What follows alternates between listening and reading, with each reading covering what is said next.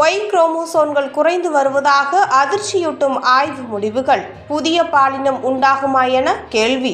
Y குரோமோசோம்கள் குறைந்து வருவதாக சமீபத்திய ஆராய்ச்சி முடிவுகளின் மூலம் திடுக்கிடும் தகவல்கள் கிடைத்துள்ளது. இதன் மூலம் ஆண் பாலினமே ஒட்டுமொத்தமாக அழிந்து விடுமா என்ற மிகப்பெரிய கேள்வி தற்போது எழுந்துள்ளது. கென்ட் பல்கலைக்கழகத்தின் சமீபத்திய ஆய்வு முடிவுகள் மக்களிடையே மிகப்பெரிய கவலையை தூண்டியுள்ளது. இந்த ஆராய்ச்சியின் முடிவுகள் ஒய் குரோமோசோம்கள் குறைந்து வருவதாக தெரிவித்துள்ளது. இது வருங்காலத்தில் ஆண் பாலினத்தின் ஒட்டுமொத்த அழிவு குறித்த மிகப்பெரிய கேள்வியினையும் தற்போது எழுப்பியுள்ளது. குரோமோசோம் என்றால் என்ன? குரோமோசோம்கள் என்பது ஒரு செல் தலைமுறையிலிருந்து அடுத்த செல் தலைமுறைக்கு பரம்பரை தகவல்களை எடுத்து செல்வதாகும். மனிதர்களின் ஒவ்வொரு செல்லிலும் 23 ஜோடி குரோமோசோம்கள் உள்ளன. இதன்படி மொத்தம் 46 குரோமோசோம்கள் உள்ளன. இதில் 22 ஜோடிகள் ஆட்டோசோம்களின் கீழும் 23வது மட்டுமே வேறுபட்டு ஆலோசோம் அல்லது செக்ஸ் குரோமோசோம் என்று கூறப்படுகிறது. இதில் பொதுவாக XX குரோமோசோம்கள் பெண்ணையும் ஒய் குரோமோசோம்கள் ஆணையும் குறிக்கிறது. அதாவது ஒய் குரோமோசோம்கள் ஆண்களின் பாலின நிர்ணயத்தை குறிக்கிறது. இவை SRY மரபணு எனப்படும் தனித்துவமான மரபணுவை கொண்டுள்ளது. X குரோமோசோம்கள் ஒய் குரோமோசோம்களுடன் சேரும்போது ஆண் குழந்தைகள் பிறக்கின்றன.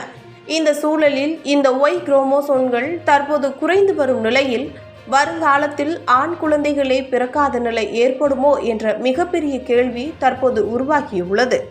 ஒய் குரோமோசோம்களின் சரிவு.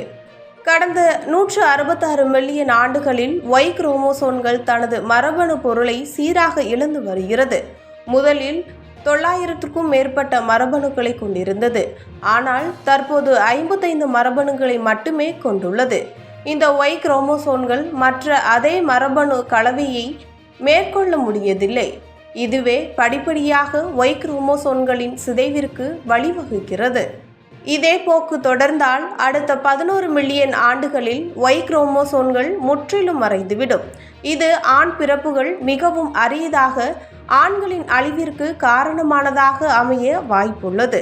அதே நேரம் இது போன்ற மரபணு மாற்றங்கள் நமது உலகில் நடப்பது இது முதல் முறை இல்லை. ஏற்கனவே பல வகையான உயிரினங்களின் இது போன்ற மாற்றங்கள் நடந்துள்ளன. ஆனால் பொதுவாக இது போன்ற மரபணு மாற்றங்கள் நடக்கும்போது புதிய உயிரினம் உருவாகும். மோல் வோல்ஸ் எலி மற்றும் ஸ்பெனி எலி வகைகள் இதுதான் நடந்துள்ளது.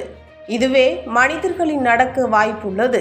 எனவே மனிதர்களிடம் ஒய் குரோமோசோம்கள் முற்றிலுமாக அழியும் போது புதிய வகையான பாலினங்கள் உருவாகும் என்று நம்பப்படுகிறது.